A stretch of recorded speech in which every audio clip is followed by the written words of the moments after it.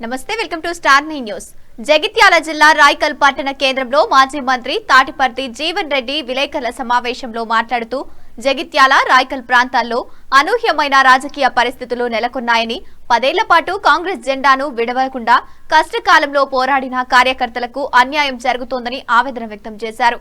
Municipal ఎన్నికల్లో కాంగ్రెస్ అభ్యర్థుల ఎంపికలో జగిత్యాల రాయకల్ అసలైన కాంగ్రెస్ కార్యకర్తలను పక్కన పెట్టి ఇతర పార్టీల వారికి బీ ఫారాలు ఇచ్చారని విమర్శించారు. అభివృద్ధి అనేది పౌరుల హక్కు అని, తాను పదవిలో ఉన్నా లేకున్నా రాయకల్ అభివృద్ధికి నిరంతరం కృషి చేశానని తెలిపారు. రాయకల్ మున్సిపాలిటీ గత 5 ఏళ్లుగా అవినీతి కేంద్రంగా మారిందని, ప్రజలు మార్పు కోరుతున్నారని అన్నారు. వలసవాదులు, అవకాశవాదులకు ఓటుతో తగిన బుద్ధి చెప్పాలని ప్రజలకు పిలుపునిచ్చారు.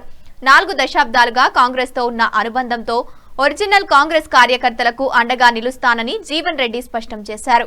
ఈ కార్యక్రమంలో కాంగ్రెస్ పార్టీ నాయకులు రాజారెడ్డి, భూమారెడ్డి, నర్సయ్య, లింగారెడ్డి, రమేష్, మహిపాల్ రెడ్డి, మున్ను తదితరులు పాల్గొన్నారు.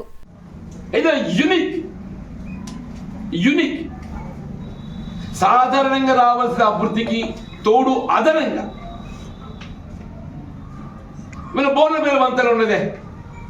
Definitely proudly I can say ఇది ప్రత్యేకంగా నేను మంజూరు తెచ్చినాడు కేసీఆర్ గారితో ఏదైతుందో నా పౌర హక్కుగా, ఒక శాసనసభ్యుడిగా నా బాధ్యతగా, నా పౌర హక్కుగా 70 కోట్ల మంజూరు తెచ్చిన యూనిక్. నేను కాక మళ్ళీ జగన్నాథ్పూర్కి వెళ్ళి ఏదైతుందో బోర్లపల్లికి మరొక 18 కోట్లు తెచ్చిన యూనిక్.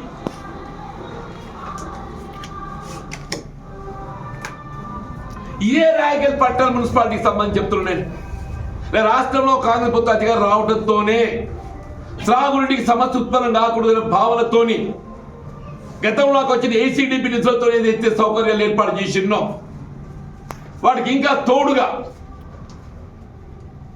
ఏసీడీపీ వచ్చిన నిధులతో ఏదైతున్నదో అసెంబ్లీ కాన్స్టిట్యూన్సీ డెవలప్మెంట్ ప్రోగ్రామ్ ఒక ఎమ్మెల్యేకి వస్తాయి.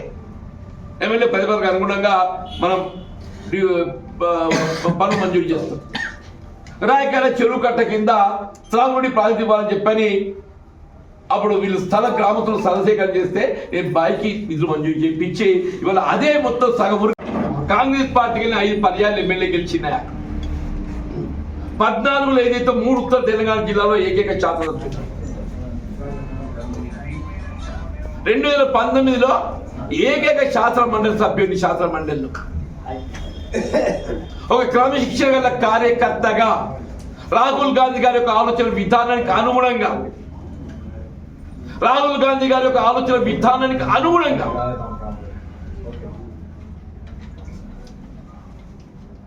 కాంగ్రెస్ కార్యకర్త హక్కు నిజమైన కాంగ్రెస్ అండగా ఎవరు ఇచ్చిందో వాళ్ళ హక్కులు కాపాడే ప్రయత్నం చేస్తున్నాడు.